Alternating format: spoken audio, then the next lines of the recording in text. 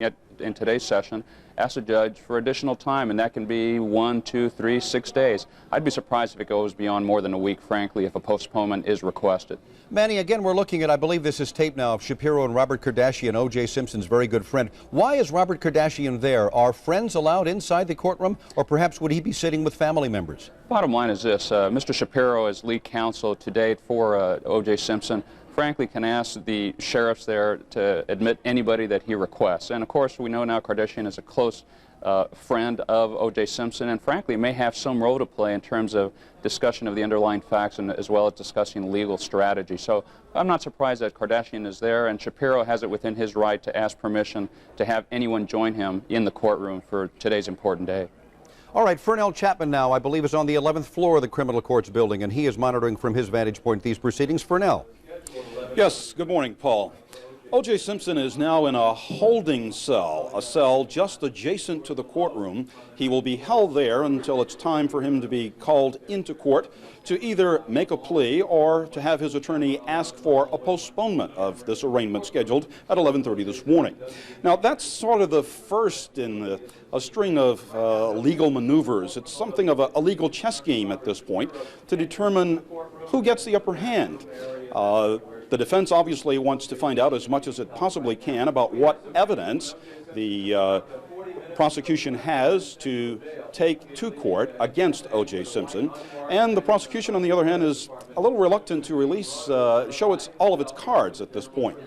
The district attorney did convene the grand jury, and that grand jury is meeting as I speak. It's meeting on the 13th floor, and a number of witnesses have been called today to testify. They include some LAPD detectives who headed the investigation of O.J. Simpson, the double homicide, as well as a number of forensic experts. They are all giving testimony today.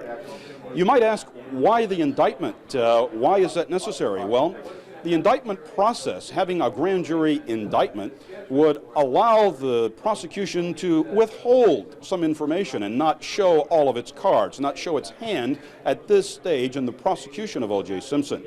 And a grand jury indictment would eliminate the need for a preliminary hearing, which could well be a long, drawn-out, very costly legal proceeding, and that's something the district attorney is hoping to avoid. So with a grand jury indictment, a preliminary hearing will no longer be necessary. So that's why the grand jury is meeting this morning, Paul. All right, Fernell, thank you very much. You're right. We're going to have to wait and see. The next few days will probably tell the tale in terms of the grand jury and or a preliminary hearing. We will continue with our special coverage of the O.J. Simpson case in a moment.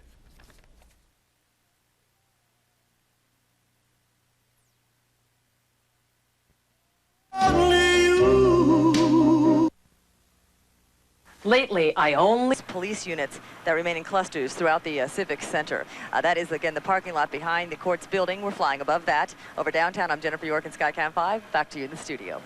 Thanks, Jennifer. You know, it's gotten to the point where the criminal courthouse has been the scene of many, many trials recently, hearings and arraignments, so it's not that uncommon to have a lot of crowds of media in the courthouse. Now we need to remind viewers that the judge in the courtroom controls the pool feed, controls virtually everything in there. That's right. And so when you see bars, as you saw earlier, perhaps the judge has requested that no video be taken of what may be some preliminary things going on in the courthouse. We don't know that, so but it's been my experience that a judge can walk in and tell his bailiff that I don't want any pictures right now. Wait a few minutes and then we'll put the pictures up. That's potentially yeah. If the judge says pull the plug, they basically have to pull the plug. Yeah. And let's go back to Eric Spillman right now. He's out in the hallway. Eric, what's going on out there right now? Well, what's going on here in the hallway, you see all these people behind me. These are just regular jurors here. These are people who are here for other cases, and of course there's a tremendous amount of interest in this particular case, and they're all gathered around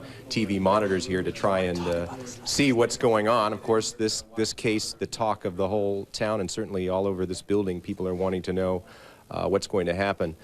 I have a question on another subject for Professor Aranella, and I'm wondering if we get an answer to this. We keep talking about O.J. Simpson being eligible for the death penalty. Under what circumstances does the DA make that decision? When does that happen, and how does it happen? Well, District Attorney Garcetti won't make that decision until all of the evidence that the prosecution is looking for has been found, or they've decided they're not going to find any more. And they then take a look at everything that they have. 4 News, the arraignment of O.J. Simpson. Once again, you're looking for from our pool camera on the 9th floor of the Criminal Courts building, where in about a minute from now, O.J. Simpson is scheduled to be arraigned on 2 counts of murder in the deaths of his ex-wife, Nicole Brown Simpson, and her companion, Ron Goldman, 25 years old. We have temporarily lost our shot from our pool camera inside the courtroom. For what reason, we don't know. Perhaps they are now bringing O.J. Simpson inside the courtroom. But that arraignment, as I said, is scheduled to be happening in about 1 minute from right now. Good morning again. I'm Paul Moyer. It's interesting over the weekend, both the defense and the prosecution making many public statements that perhaps give us a clue, a hint, as to what their strategies might be as we look from outside now the Criminal Courts building in Los Angeles. And now we're inside. That is Robert Shapiro, O.J. Simpson's attorney, standing by the exit-only sign there. Manny Medrano, stand by with me, please. Let's roll a little bit of videotape. This statement was made this weekend by O.J. Simpson's attorney, Robert Shapiro. I spoke with O.J. this morning, and he wished me a happy Father's Day and asked me to spend the morning with my 2 boys. And then he started to cry and said, I wish I could spend Father's Day with my children. A statement by Robert Shapiro yesterday on Father's Day after he paid a brief visit to his client, O.J. Simpson, talking about O.J. Simpson's and doing a lot of talking about his, O.J.'s mental state. Manny Medrano up in our newsroom, is this a clue as to where the defense might be going here?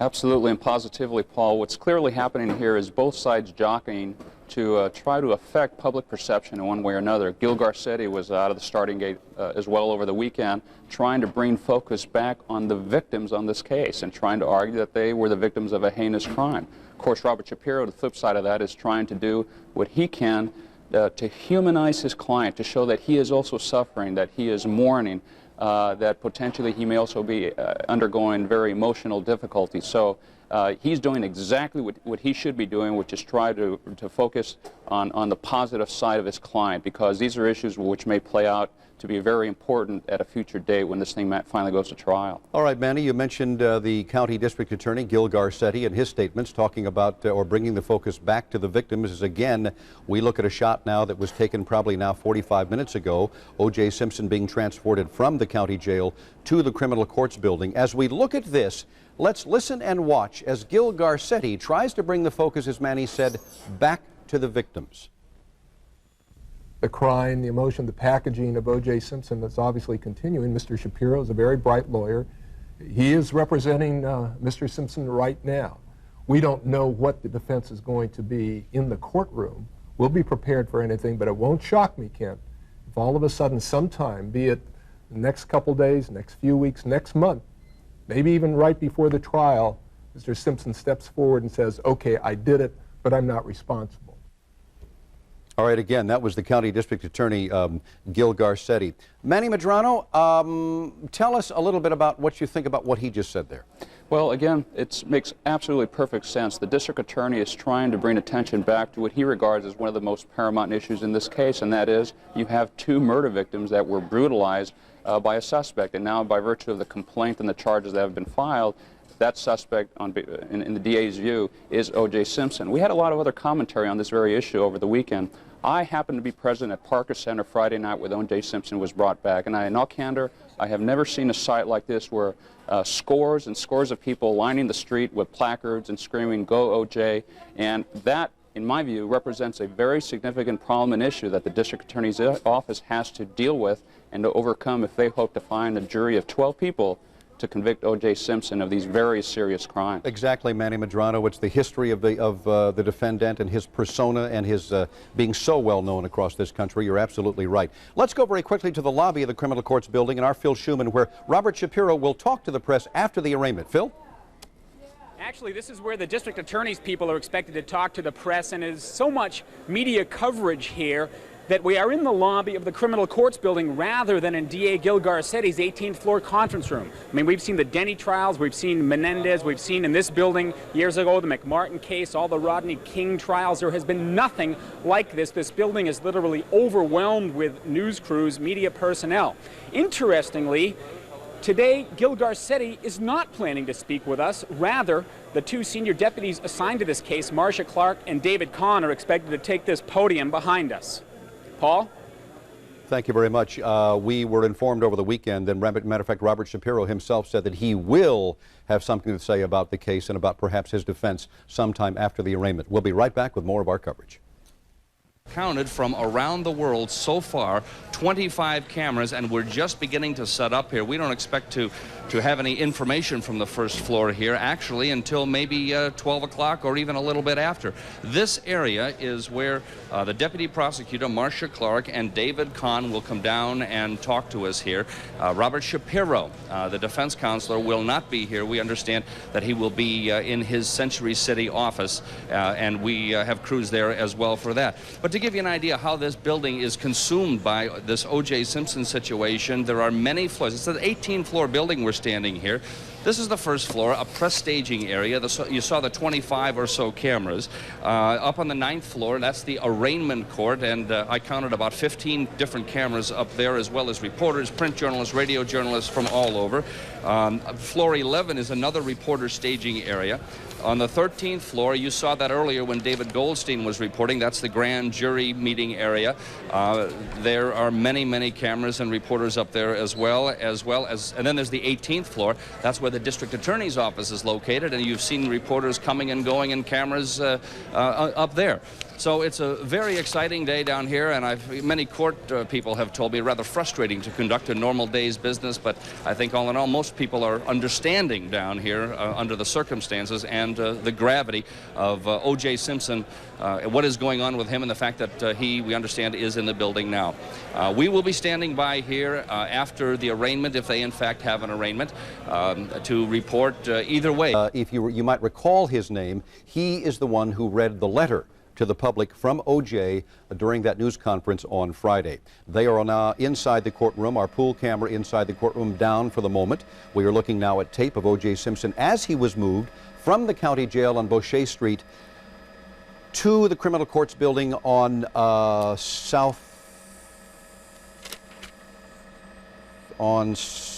it's 210 South Temple Street in Los Angeles, right across the street from the Hall of Justice and right across the street from City Hall. There you see the Heidi Fleiss trial will be held there. Basically, because there is so much media and so much media attention on some of these cases, and now you see reporters and photographers coming from all around the world in some cases, there's just not enough room in the hallways to do it, so they set up this area for the media. Also, if there's a flight risk on any of the prisoners, and they have extra deputies on those floors. They have a separate metal detector. First of all, you have to come through a metal detector on the ground floor in this building, and then when you get off the elevator on the 9th floor, a separate metal detector just for that high security floor. So it's just a place where they're going to put every high profile trial, and we have to presume that if this case goes to trial, it certainly would be held on that 9th floor as well. Unusual for an arraignment to take place on the 9th floor. Normally they're down on the 5th floor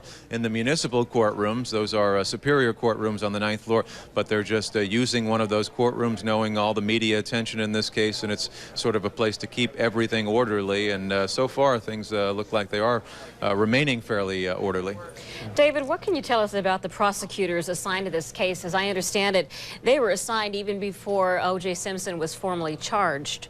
Marcia Clark and David Kahn? Yeah, they were assigned for any kind of legal advice that the LAPD might need. They were assigned, I believe, Monday afternoon, which is early on for a case, but knowing it was such a high-profile case, DA Gil Garcetti went ahead and assigned prosecutors to it. Whether it was O.J. Simpson who they were going to arrest or anyone, they were there for the first few days, Monday, Tuesday, and Wednesday of last week, giving LA detectives any kind of legal advice. And then obviously on Friday morning, when the detectives thought they had enough evidence, they presented the evidence to the deputy DAs, and the deputy DAs in a normal procedure would go over that evidence, make sure that everything looks good, and they make the decision, the deputy DAs, if there was enough evidence to bring it to a judge to sign an arrest warrant.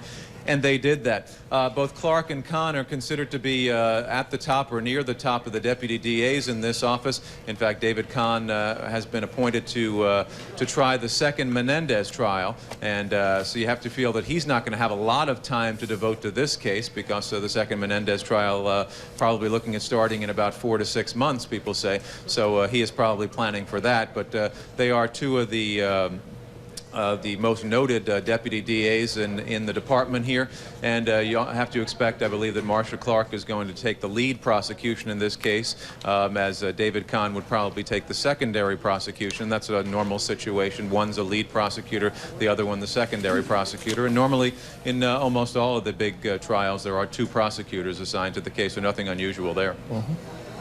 It would seem that the district attorney's office has a lot of top-notch prosecutors. We've had a lot of high-profile cases out of that office recently. Oh yeah, and they've certainly had their share of them, and certainly had to be gearing up in the last week for this one here. Just looking over the normal procedures, you don't expect this would go to trial for probably at least 6 months or so. Just a guess there. There are normal delays that go on as everyone is compiling the evidence, and as we saw last week and reported, Robert Shapiro had already been compiling a defense team and had forensic experts and pathologists coming in from out of town to go over what little evidence that the defense had last week. And so you have to expect all these experts will be coming in, and they're going to take their time to go over everything. We also know that Robert Shapiro will not be the trial attorney in this case. He will not be in the courtroom once this case goes to trial. They have compiled a short list of noted trial attorneys who have dealt with the death penalty in the past, and they haven't, to my knowledge, chosen a trial attorney as yet, but we do know that Robert Shapiro will not be the trial attorney unless the strategy changes. They'll get somebody else who has dealt with high-profile cases, death penalty cases, and who is experienced in that kind of situation. Okay, David, thank you. If you hold for a moment, as we await the arraignment, or at least word of its postponement, might be a pretty good time to retrack how we arrived at where we are here on this Monday morning. Well, we really haven't seen O.J. Simpson since Friday, and that Friday began about until the proceedings actually begin. So that is why we can't take you inside, at least until we have something of official nature that is starting. Fernell Chapman's on the 11th floor, though, of the criminal courts building. Fernell, what do you know about this delay? What's going on? Not much, Paul. I'm here on the 11th floor. There's so much media here that a special media center was set up here on the 11th floor. And as you can see behind me, a great deal of media is here. Media from all across the country, not simply Los Angeles. There's so much interest in this particular case. What's going on the 9th floor, we're just not sure. We have seen no sign of O.J. Simpson whatever, not even a glimpse of him. His attorney, Robert Shapiro, has ducked in and out of the courtroom into an adjacent area which has a holding cell, which is likely where O.J. Simpson is at this very moment. Now, while the drama continues to build here in anticipation of the arraignment, there is still a bit more drama developing on yet another floor in conjunction with the O.J. Simpson case here at the criminal courthouse. What is happening is the grand jury is meeting, and we have some video of some of the activity going on up there. What you are looking at now is video of 2 LAPD homicide detectives. They are Phil Van Hatter, seen here, and the man with him is another homicide detective. His name is Tom Lang. Those 2 investigators were called before the county grand jury this morning, which is hearing testimony concerning the O.J. Simpson case. In addition, a number of forensic experts were also called before the grand jury to give their testimony as well. The grand jury proceeding is underway in hopes of eliminating the need for a lengthy and perhaps very costly pre-trial proceeding known as a pre-trial hearing. So that's the situation here now, Paul. Let's check in again with what may be happening in court. All right, Fernell, thank you. As you mentioned, that grand jury proceeding, of course, that so-called mystery witness, that the first one to testify that didn't, said, look, I'll testify if you grant me immunity. So that is another part of the story that continues, and we will continue in just a moment.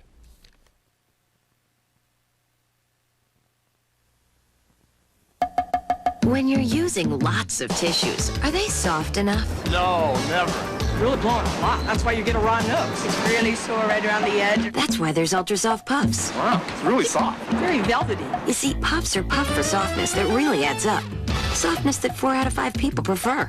Nobody uses one tissue. I could go like this, and I didn't have any rawness. Puffs does not offend your nose. I'm going to change to Puffs. Ultra Soft Puffs, softest on your nose through all the blows. This morning my nose said thank you. If you like that bouncy feeling of salon-conditioned hair, you can keep it that way on your own with the new Vidal Sassoon system. Only Sassoon's expertise could create shampoos and conditioners with our exclusive protection formula, enriched with protein and moisturizers to fortify right to the cuticle edge, protecting hair from... All right, Paul Moyer back here on Channel 4. We understand now there's some activity inside the courtroom. You're looking live now. We've got the pool camera back. The judge said we're not going to turn that on until something happens, so apparently something is going on. That is Robert Shapiro, the man in the light suit. Let's listen. Are you ready to go forward with the arraignment at this time? Yes, we are, Your Honor. All right. You want Mr. Simpson to stand, Your Honor? Please. Do you waive reading of the waive statement of constitutional rights? Yes, we do, Your Honor. All right. People. Thank you, Your Honor. Mr. Renthal Simpson, is that your true name, sir? Please speak up so you may be heard. Yes.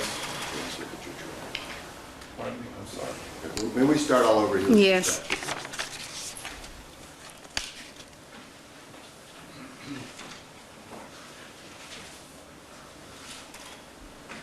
Mr. Renthal James Simpson, is that your true name, sir? Yes. You're charged in this complaint in case number BA097211 in count 1 that on or about June 12, 1994 in the county of Los Angeles, you committed the crime of murder in violation of Penal Code Section 187A, in that you did willfully and unlawfully and with malice aforethought murder Nicole Brown Simpson. It is further alleged that in commission and attempted commission of this offense, that you did willfully, that you did personally use a deadly and dangerous weapon, a knife, said use not being an element of the above offense in the meaning of Penal Code Section 12022B.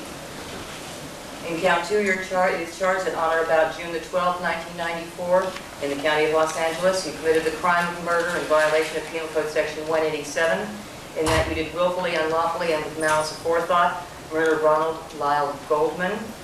It is further alleged that in the commission and attempted commission of that offense, that you did use a deadly and dangerous weapon, a knife, said use not being an element of the above offense within the meaning of Penal Code Section 12022B. It is further alleged that as to counts 1 and 2, you will have been in this proceeding convicted of more than one offense of murder in the first or second degree within the meaning of Penal Code Section 190.2A3. Mr. Simpson, do you understand the charges as I've read them to you? Yes. And have you discussed those charges with your lawyer, sir? Yes. At this time, do you wish to enter a plea guilty or not guilty?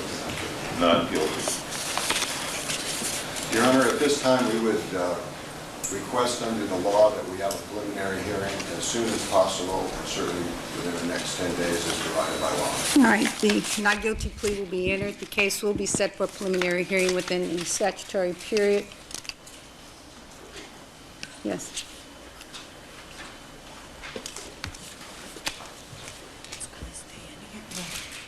This next trial.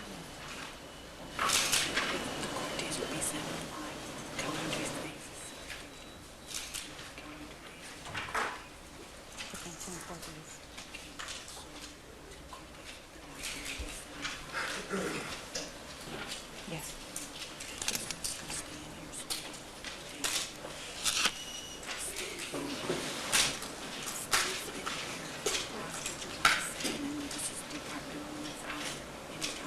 Well, we have one answer. He did enter a plea, not guilty, to both counts. How about the date of June 30th?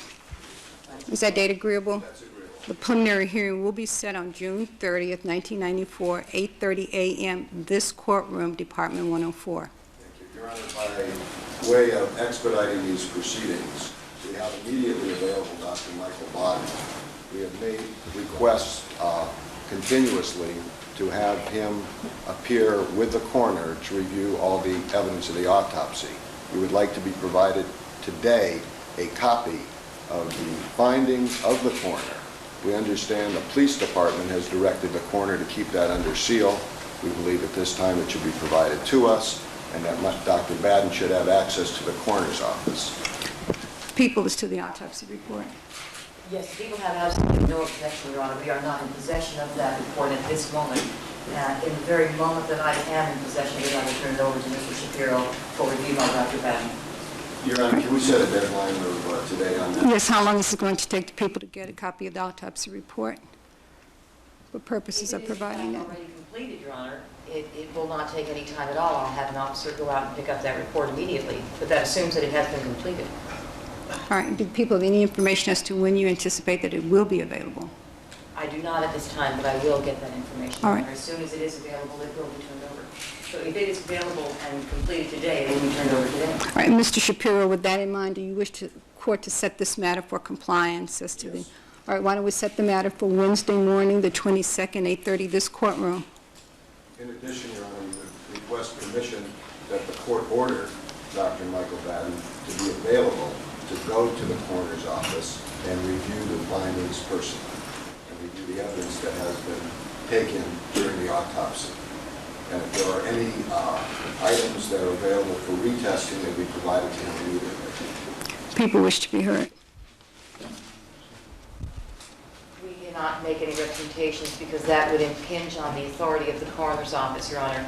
The people obviously have no objection to the defense examining any of the evidence at all, but we will have to confer with the coroner and determine what his procedures are. We'll set that matter for hearing also on Wednesday morning, 8:30, this courtroom. Your Honor, with regard to scientific evidence that has been leaked to the press, we would request immediate access to Dr. Henry Lee and his team of criminologists to have access to the Los Angeles Police Department Scientific Investigation Division Bureau to review each and every piece of evidence that has been seized or found as a result of this case, each piece of evidence that has been analyzed, each piece that has been preserved, and to have samples of each turned over immediately to us for reanalyzation. People. Again, people have no objection. The people are happy to share all of the evidence that they have acquired in this case, everything that has been or even has not been tested. But we are going to have to abide by the systems and procedures and protections set up by the Los Angeles Police Department to make sure that this is done in the appropriate manner so that no evidence is contaminated in any way. So we will endeavor to do that, and every piece of evidence will be shared with the defense. Mr. Shapiro. May that also be set for hearing? Be set for hearing on Wednesday morning, 8:30, this courtroom. Again, I'd just like to make it clear that the only matter to be resolved at the hearing is the manner in which this evidence will be shared. The people are not objecting to the sharing of the evidence. All right, Mr. Shapiro, anything Your further Honor, from the defense? I am shocked to find that we've only received this morning police reports in the amount of 25 pages in evidence reports. Are there any additional reports? The typical murder book, is that available at this point? It is being compiled as we speak, Your Honor. The events have been transpiring so quickly, and there's been a great deal happening in the past week, as I'm sure we're all aware. And the investigating officers are very busy at this time compiling all of that information. It will be turned over to Mr. Shapiro the moment it's completed. All right, in any event, we'll set that also for Wednesday morning, 8:30, this courtroom. That was Marcia Clark, people Deputy to DA. Provide the defense with additional discovery material, and if the material is not available, to set a timetable for that material to be made available. Anything further? Yes, Your Honor. Just some basic matters as far as visitation in the attorney room. The sheriff has informed me that there are booths available, but they require a court order for visitation. We would request a court order that all visits at the county jail be in one of the booths that are allocated. All right. Do you wish to be, does anyone from the Sheriff's Department wish to be heard? At this point, Mr. Shapiro, prepare an order. The court will consider. All right. Also, Mr. Simpson would request a cervical pillow, Your Honor, as approved by his doctor. He has been unable to sleep. All right, well, whether or not Mr. Simpson should be entitled to any additional sleep aids is a matter solely within the purview of the Sheriff's Department. I suggest that you make that request, that he be given this, did you say a pillow? Your Honor, I did And request... if that, one moment, if that request is denied, then you may bring it to the court and request that the court issue an order. I did request that, and they suggested, and it was denied. They said it requires a court order. Well, the court will not issue an order to provide Mr. Simpson with any special pillows or any additional items beyond that, which is normally issued by the Sheriff's Department absent a hearing and the representative from the Sheriff's Department being given an opportunity to be heard. Would that be said on the 22nd also? Yes, 22nd, 8:30, this courtroom. And finally, also present in the courtroom is Dr. Rob Heisinger, Mr. Simpson's personal physician. He performed certain medical tests on Friday. The results have to be reviewed today, and we would like permission for Dr. Heisinger, under the supervision of the Sheriff's Department, to examine his arm for the purpose of making his findings. I need an opportunity. Lieutenant Keyser, Sheriff's Department, wish to be heard. All right. Under the supervision of the Sheriff's Department, Mr. Simpson may be examined by his personal physician for that limited purpose. Thank you very much. All right, we'll be in recess until 8:30 Wednesday morning, the 22nd. This courtroom, a removal order is to issue for the defendant. Both parties are to be on time. Recess.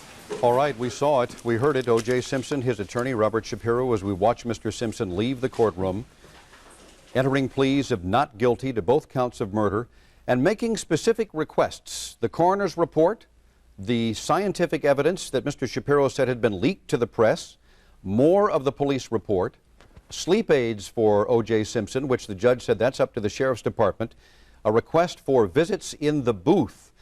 That is the normal procedure at the county jail. Because of O.J. Simpson being who he is, they had a different procedure for him. He requested he be able to see family members at that booth. And finally, that his Dr. Rob Heisinger be allowed to examine him, and the judge said, yes, that's okay, under the supervision of the Sheriff's Department. Manuel Medrano, our legal experts, any surprises?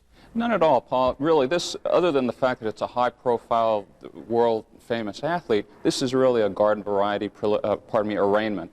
And the requests by the defense lawyer are no surprise either. He's asking, frankly, what he's legally entitled to. That includes the autopsy report, the coroner's report, any forensic evidence that the prosecution has, any reports by LAPD. So all that stuff, as the district attorney indicated, will be turned over piecemeal as the district attorney gets that information herself. So no surprises here. This went pretty straightforward, and Mr. Shapiro is going to just simply asking for particular evidence and reports that he's entitled to anyways, and he just wants it sooner than later. Manuel, would this indicate to you perhaps the possibility that Mr. Shapiro and Mr. Simpson are going to fight this and continue to say that he didn't do it? That's too early to tell because, again, a good defense lawyer is doing exactly what Shapiro is doing here, and that is he cannot properly counsel and give advice to his client until he has all the information himself. And that's why he needs all these underlying reports. That's why he has to have his own forensic experts go over the evidence that the district attorney has. So it's just too early to tell. The Shapiro is just doing what he has to do, and that is... No tie, no shoestrings, no belt. Now he goes back to a holding area where he'll be waiting while the attorneys speak with the judge. Now, Manny Medrano, you've been monitoring from upstairs in our newsroom, and we have seen a new attorney sitting at the defense table. Kent, I do believe I've met Dean Garrett. I'll do anything to stay out of this. So I'll be lost there. Mr. Simpson, I don't care. I'll do anything to stay out of that cell. It's a city of millions. All right, so you get him out. No, just read this. I don't care what they say. Somewhat hard to hear exactly what he said after he repeated, I'll do anything to stay out of that cell. But it was, we'll point out, the very first time anyone had seen O.J. Simpson smile or laugh, even if it was a rather grim, tight-lipped smile, after talking to the bailiffs. O.J. Simpson just a few moments ago when this morning's proceedings started about 9. And just one of many issues they're hoping to resolve today, that request for a cervical pillow, also request for medication. We're going to check in now with Doug Kriegel, who has been at the jail all morning. And Doug, is this a typical request? Have we seen something like this before in other cases? Well, actually, it's not unusual here at the county jail for inmates to receive medication and even sleeping pills. Now, in this case, Simpson's attorney Robert Shapiro has requested that O.J. Simpson be given sleep medication and also medication for his arthritis, or a developing arthritic condition that Shapiro says is from an old football injury. Now, the Sheriff's Department has just told me that it's quite usual, quite ordinary for inmates here to get that kind of medication. In fact, he says every day there's a long line at the jail for inmates to get pills and medication and that kind of thing. So it's not unusual for Simpson or other inmates to get this kind of pill or service here in jail. Next on a special edition of Court TV's Inside America's Courts. This is the most unbelievable event that's ever happened in American jurisprudence. Sometimes it could be, but this is the way that it happened. You can't violate our constitutional rights. It's triggering as much argument out of court as in court. He is known as a pleader, a fixer. How does Counselor know these things? I don't think he knows a darn thing about Mr. Shapiro. Nobody can predict O.J.'s fate. I have a very good idea what she's going to do and when she's going to do it. You've seen the legal maneuvering, but what's really happening? Court TV's experts are next. Hello, I'm Greg Jarrett. This week in Los Angeles for a special edition of Inside America's Courts. It is the most sensational case in America, O.J. Simpson. Exactly what is the evidence? This week we'll explain just what is going on inside that courtroom as we examine the case against the fallen star. My order was to pick up O.J. Simpson at 360 Rockingham Lane. Like that. For the record, the witness thumped on the witness stand with his fist. This small red stain here is a stain that I saw that I believed was blood. A limo driver left waiting. A mysterious thump in the night. A possible speck of blood on O.J. Simpson's Bronco. Pieces of a chain that prosecutor Marcia Clark says link O.J. Simpson to the slashing murders of his ex-wife Nicole and her friend Ronald Goldman. This is going to turn on the blood, and it's going to be a blood case, and that's ultimately what the case will turn on. At this preliminary hearing, the prosecutor is trying to convince Judge Kathleen Kennedy Powell that probable cause exists to put O.J. Simpson on trial for murder. The defense has tried to have key evidence thrown out because of an alleged unconstitutional search of Simpson's home. It's about the right of the people to be secure in their persons, houses, papers, and effects against unreasonable searches and seizures. We had to find out if there was anybody in the residence that was injured to save their life, save other people's lives. Crucial in the Simpson case is the time frame of the murders. I believe they were found or discovered at approximately 0010 hours, which would be 10 after midnight. The time of death, I would have no idea. But with testimony from some of Nicole Simpson's neighbors, the prosecution has tried to put a window on the time of the murders. One of her neighbors testified he heard a dog barking uncontrollably the night of the killings.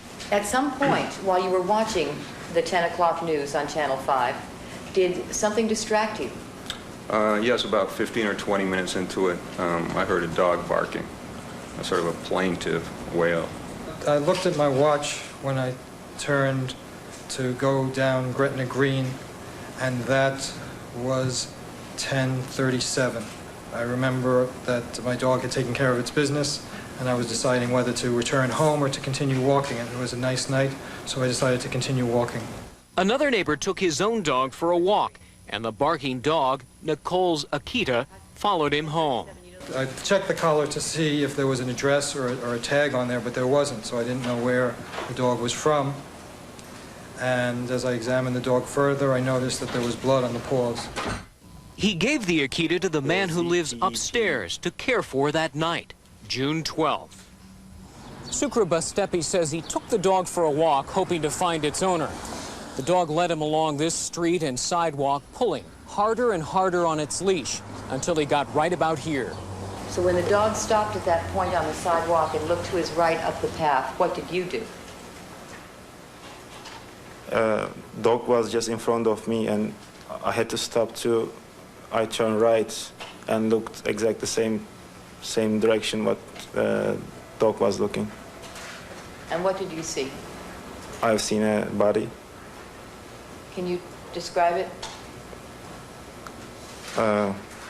It was a woman laying down horizontally all the way to the path. Face turned to me and on the right side. Can you describe what else you saw in that area where you saw the woman? There was a lot of blood. I could see only from the street light, which comes from behind. So it was pretty dark, and I have seen only for a quick moment, and I changed. I mean, I just turned around and never looked at it again. By that time, O.J. Simpson was on his way to a long-planned business meeting in Chicago. This was O.J. Simpson's reaction in court as the prosecutor showed the witness a photograph of the murder scene. Mr. Simpson was very visibly upset when the photographs of his wife were displayed. Fritzi Galliani and Michael Marcus will help us put things in perspective. She is a veteran Los Angeles criminal defense attorney, and he is a longtime Los Angeles prosecutor, now in private practice, who literally wrote the book on how prosecutors should prepare for trial. He looked up at the ceiling and down, and it was necessary for his lawyer to give him some reassurance. And I think that that is consistent behavior with someone who has lost someone very close to them or seen horrible pictures, unnatural pictures of their demise. Certainly Shapiro has talked to him on how to appear in the courtroom, but this is another benefit for the prosecution in having a preliminary hearing. It gives the prosecution an idea of how Simpson is going to react during a trial, and it also makes Simpson more aware of the evidence so that he probably will not react as visibly when that kind of evidence is produced at a trial. He's seen it now, so he knows what it is. It helps the prosecution. Just where was O.J. Simpson at the critical time? When his attorney, Robert Shapiro, took over the case, here's what he told reporters. At the time that this murder took place, O.J. was at home, awaiting to get into a limousine to take him to the airport. But limo driver Alan Park testified he was supposed to pick up O.J. Simpson for a late-night ride to the airport at about 10:45. I had a little bit of time, so I just stepped out of the car and had a cigarette and listened to the radio for a little bit. Park says he arrived 20 minutes early at 10:25 and saw no trace of O.J. Simpson or the white Bronco he frequently parked at the curb. At about 10:40 is when I pulled up to the front gate. And what happened after you buzzed? There was no answer. What did you do? I continued to buzz the bell a few times after that. Did you get an answer? No. I rang it off and on until about 10:50 before I called my boss. He said, Mr. Simpson's always running late, so just make sure you hang out till about 11:15, and if he's not there by then, just go ahead and come on home. I saw somebody cross the driveway and go into the house. Was that person a male or a female? I couldn't tell. Can you describe the person? 6 foot, 200 pounds. Black or white? Black. When that person walked into the front door, what happened next? A couple lights came on, so I got back out of the car and buzzed the gate again. The intercom was answered by what I believe was Mr. Simpson, and he told me that he overslept and he just got out of the shower, and that he'd be out and be down in a minute. Can you describe the defendant's behavior that night when you saw him at the point that you were packing up the car with him, getting ready to leave? Well, I've never met him before, so everything seemed okay to me. Nothing seemed unusual to you? No. The interesting point is they don't have to put this particular witness on at the prelim because the bare bones prosecution is all that's required, but they're doing it now to let the public know they've got a good case. The problem with this hearing is, let's face it, in the short term, O.J. Simpson's going to come out looking bad because all we're doing is talking about the prosecution's evidence. When we come back, O.J. Simpson's house guest reveals what Simpson said about his ex-wife just hours before her murder. Are you dragging around? Do you need a boost or recharge? General Nutrition Centers has a new natural way to revitalize. It's called Quick Shot Energel. Don't run out of zip before you run out of day. Get natural Quick Shot Energel. It's good humor ice cream time. Hit it. Chocolate eclair, you're looking good. Now, give me a rich vanilla ice cream twirl. Yeah, I want a chocolatey fudge center and make it cakey on the outside. Chocolate eclair, you're looking good enough to eat. Now, let's see a big good humor finale. Good humor. The name will take you back, the taste will take you away. I should have never left her alone. Never left her alone. What are you doing, you crazy girl? What's he doing? I'll be right back, okay, Tanya? Mommy. Be good, don't make a mess. Hello? If you leave your child alone in the bathtub, Oh my God. Oh my God. your life can change in the blink of an eye. The most painful burn is the one you could have prevented. I only left her for a second. So your last diet didn't work. Maybe your diet aid was made for somebody else. Accutrim has 3 formulas. One is made for you. Accutrim Maximum Strength, 16-hour steady control, or late day strength. 3 Accutrim formulas for 3 dieting needs. One worked for me, one can work for you.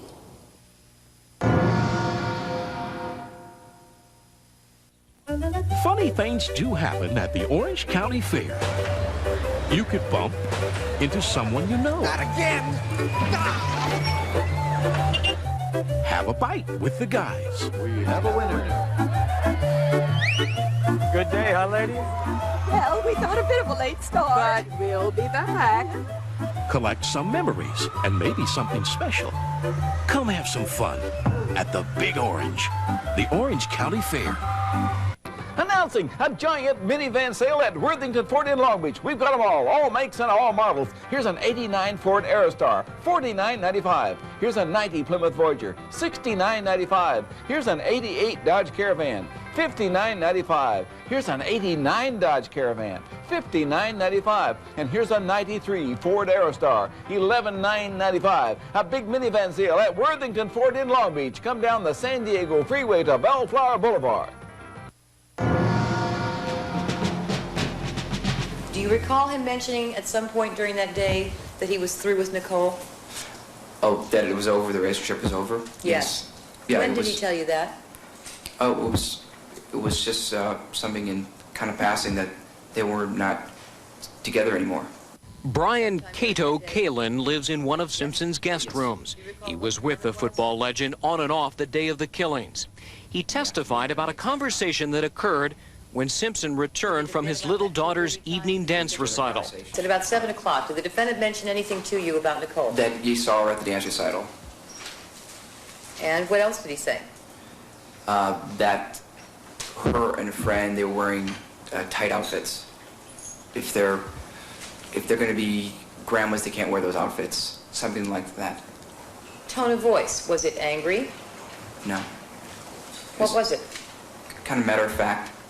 This is very much like the limo driver's testimony about Simpson's demeanor. The prosecution is bringing this out, I would assume, to show, 1, motive, and 2, that he certainly does not have an impaired state of mind, which would lead to an insanity or other impaired state of mind defense. Kalin went to McDonald's with Simpson, but returned home close to 9:45. He does not know Simpson's whereabouts in the crucial next hour.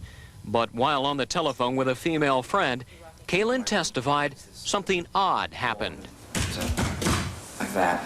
For the record, the witness thumped on the witness stand with his fist. And where did the thump seem to come from? Right behind the bedroom wall. This can be potentially very damaging if Mr. Simpson goes from his Bronco, hikes over or scales over the fence and brushes up against the air conditioning unit. I don't think he's hiding evidence. I think that there's an interpretation here that that is the entrance that he used so as not to be observed by other people, including a limousine driver. He had an interest in some knives that we sell. Early witnesses in the preliminary hearing include the owner and employee of a store where O.J. Simpson allegedly bought a knife about 5 weeks before the killings. So the fact that the man had purchased a knife and even had it sharpened, I don't think proves that he killed his wife. But needless to say, it's a piece of evidence that the prosecution will put into the little puzzle that they want to build. Did you sign a contract with the National Enquirer? Yes, I did. Do you expect to get paid? They told me that they will send a check. I will tell you that once a witness takes money from a tabloid, whether it's a newspaper, a TV show, or anything, their credibility is zero. We'll be back in a moment here in Los Angeles with more on the O.J. Simpson case. Stay with us. This is going to be debated in law schools in the year 2050. This is the most unbelievable event that's ever happened in American jurisprudence. That's reality.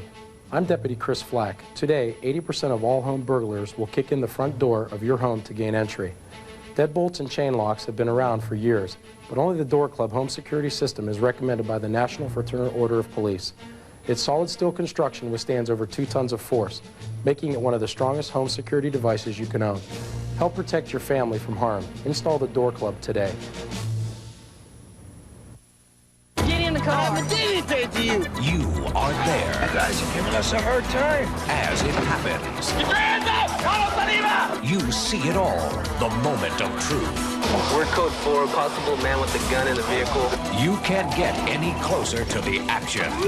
Lay flat on your stomach. Real officers and real danger. These are the real stories of the Highway Patrol. Highway Patrol, tomorrow at 7 on Channel 2.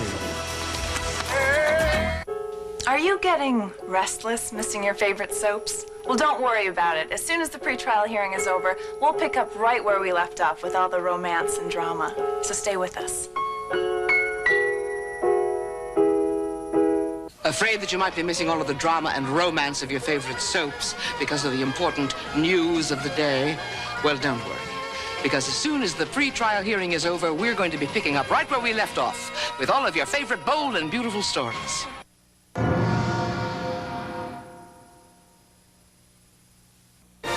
Do you want a whole world of entertainment right at your fingertips all day, every day? Then turn on the world-class excitement of cable TV. Call today for 24-hour news, sports, the latest music, hilarious comedy, and more. Act now and you'll get an explosive offer that brings you the planet and the stars. Tune in the excitement of Showtime with blockbuster movies, acclaimed originals, and big-time events. HBO drives home Hollywood hits, top quality originals, and exclusive engagements. The Movie Channel has a movie anytime you want one, 24 hours a day. Cinemax brings you 250 movies a month, all summer long. Call 1-800-OK-CABLE now and you'll get installation for just $9.95 or less when you order cable TV and a premium package. Don't miss out. Call now for this limited time offer and bring cable and premium TV right into your world. O.J. Simpson's attorney, Bob Shapiro, is a clever negotiator and trial tactician. Already in this preliminary hearing, he's pulled some surprises on the prosecution. We will show that improper procedures were followed from the very beginning.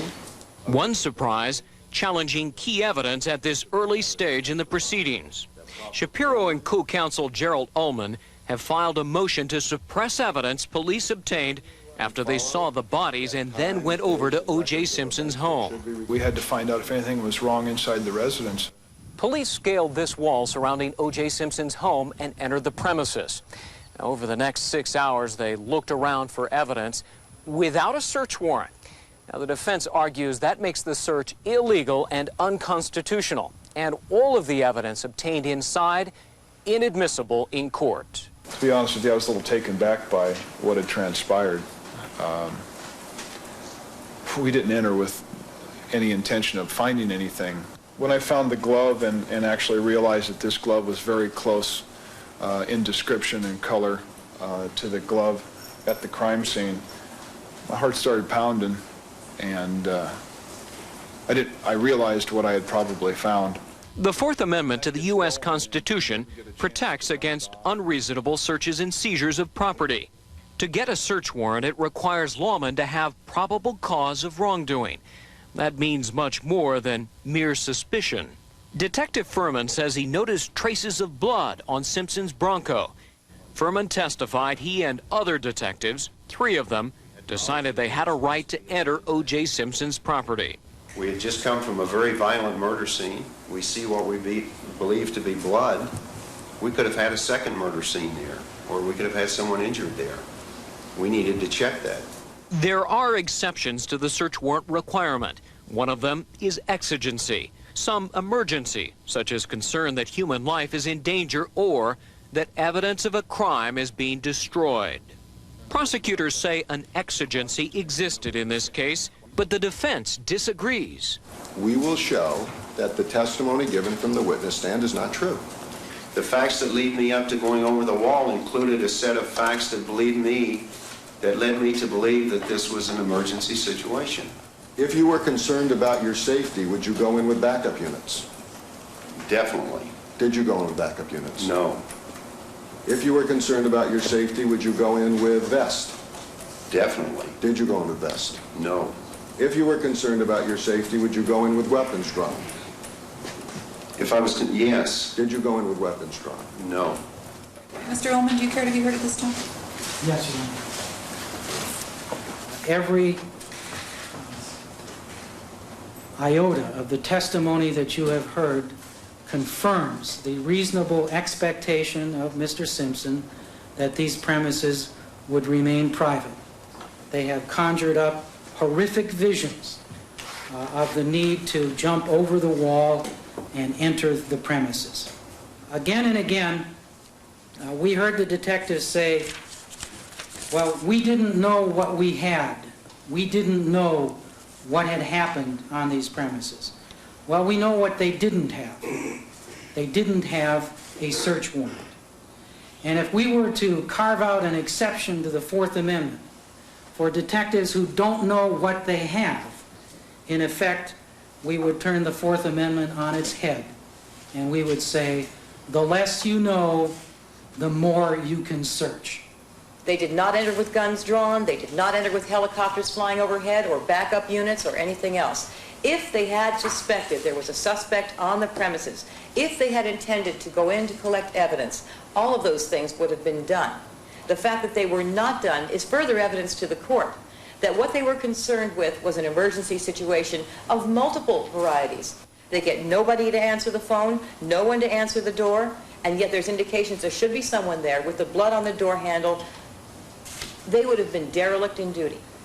It is absolutely incumbent upon them to do something at that point to assure themselves that the people inside that house are safe and secure, that there is not something horribly amiss, because they've just come from a scene so gory that nothing could be more amiss than that.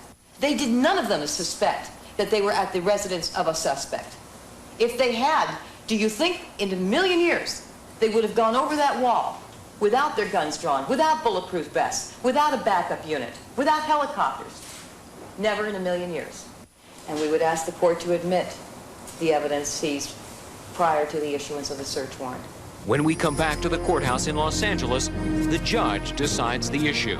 You both gave me quite a bit to think about during the last several hours. There's no paperwork with Secure Horizons. There are no Medicare claims to file, no bills to submit to Medicare or to your supplementary insurance company. Everything is taken care of. We think this is the best deal that's available to people on Medicare. To find out how you can enjoy all the benefits of Secure Horizons, the no premium health plan, call 1-800-895-8999. I can count on my health plan. I can count on Secure Horizons.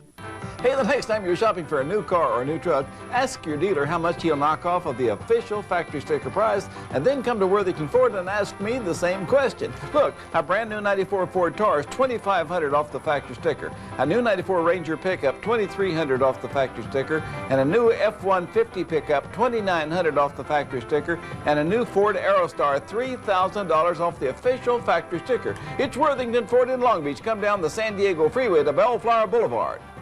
Get ready, get set, go for the glory as the Sports Illustrated Sports Festival comes to Six Flags Magic Mountain. It's hard-hitting, high-flying, do-it-yourself action. Go for a personal best or team up. It's your call. And you'll meet your favorite sports heroes on team days. Then challenge Batman the Ride in the new Gotham City backlot at the Sports Illustrated Sports Festival. Only at Six Flags Magic Mountain. Save up to $10 on single admission with any can of Coca-Cola product.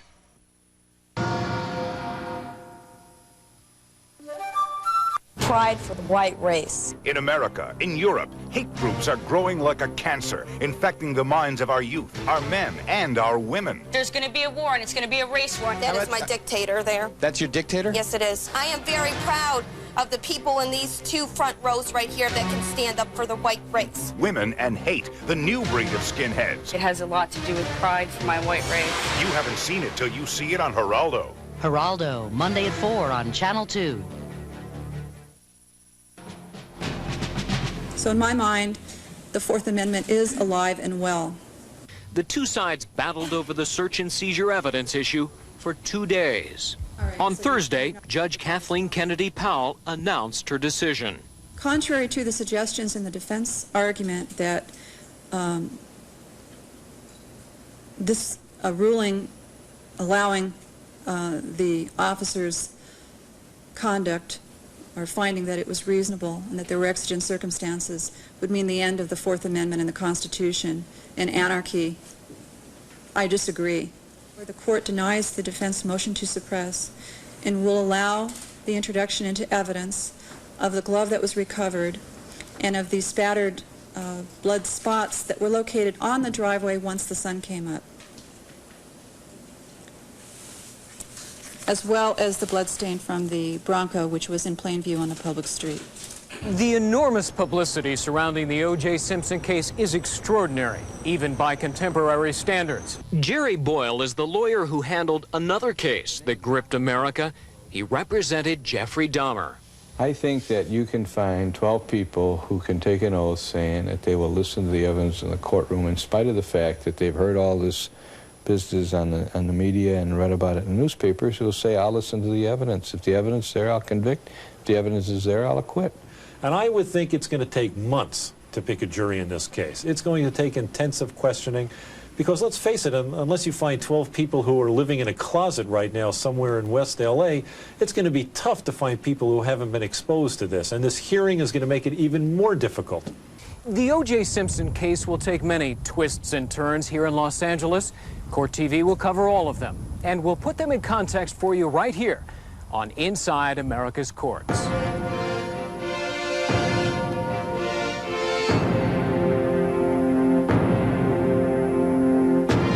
There are two types of people, those who appear on Geraldo and those who just have to watch. Which type are you? Geraldo, weekdays at 4 on Channel 2.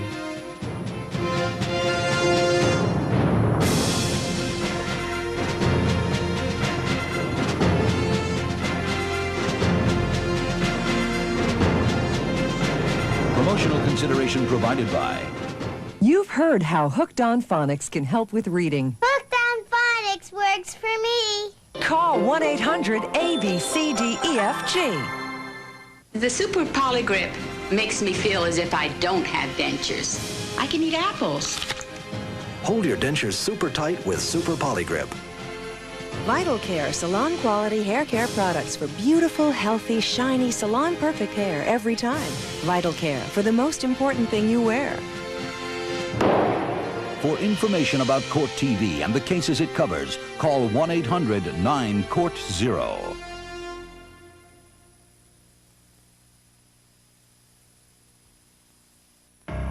No. Is this all you hear when you want to buy a car? No. For the answer you want? Yes. Come to Cars Yes. Cars Yes says yes. We have financing even if you've been turned down elsewhere. Yes, we carry our own contracts. Yes, we have a huge selection of warranted used cars at our 6 convenient locations. For the answer you want, Yes. it's Cars Yes. Call 1-800-CARS-YES for the Cars Yes location nearest you. You're too busy for the discomfort of your period. Cramps, bloating, headache, water gain. You're not yourself. Advil and Tylenol only relieve pain. Do it right. Take multi-symptom Pamperin. Get yourself back together again. Multi-symptom Pamperin. Period relief, not just pain relief. What sunblock do I trust? Bullfrog. Only Bullfrog was developed specifically for surfers. Bullfrog stands up to the hot California sun and the pounding waves. Bullfrog lasts all day, in and out of the water. Bullfrog's the ultimate. You can trust me. I'm a lifeguard. Cliff here with my brother Biff, the good-looking one. Right. Only way Mom could tell us apart was I like dinner at dinner time. Yeah, and I like breakfast at dinner time. So when we have dinner at IHOP, I can get a great T-bone steak. And I can have fruity country griddle cakes or steak and eggs. Dinner for dinner. Or breakfast for dinner. Good thing we weren't triplets, huh, Cliff? Yeah, one of us might want breakfast for lunch. Ooh, yeah. Enjoy an international Denver bacon and cheese omelet for only $2.99. That's right, only $2.99 all day, Monday through Friday, excluding holidays, for a limited time only. This is KCBS, LA.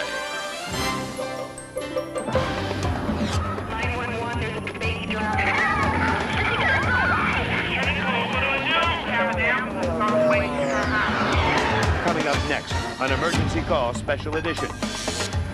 A neighborhood pushes back the drug pushers.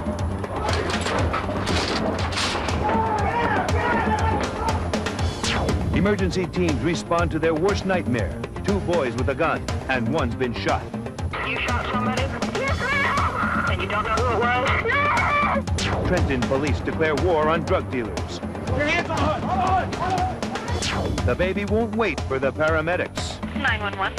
We want the baby right now. The city, the streets, and you.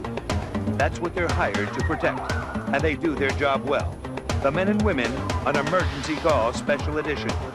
Massachusetts State Police plan a sweep of the city, and they're cleaning the streets of drug dealers. Listen up. What we're gonna do is the second floor, 56 Green Street. There's 2 rear apartments, one on the east side, one on the west side.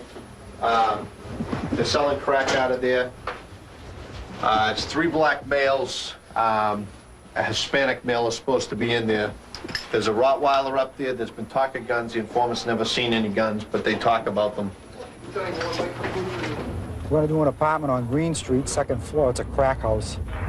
They're not sure if there are actually weapons in the house or not, but some of the informants that they've talked to say there could be weapons in there.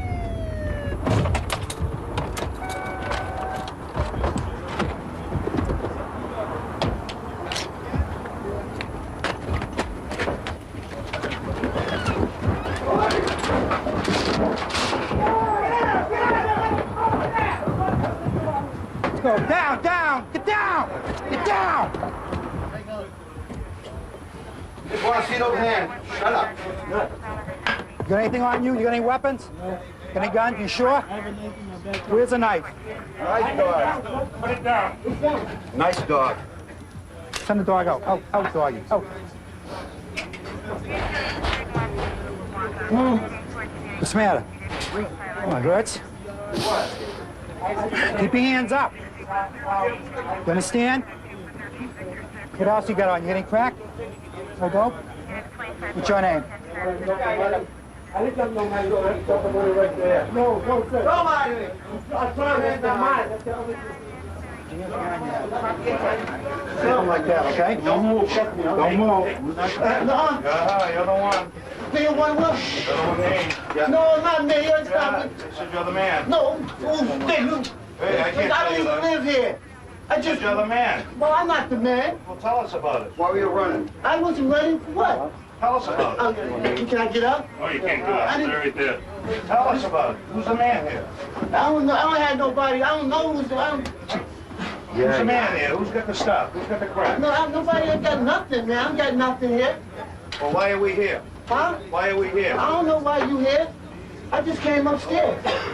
We were here for a party. No, I just came upstairs, sir.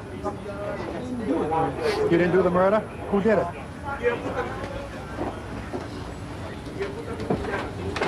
Did you say you got anything?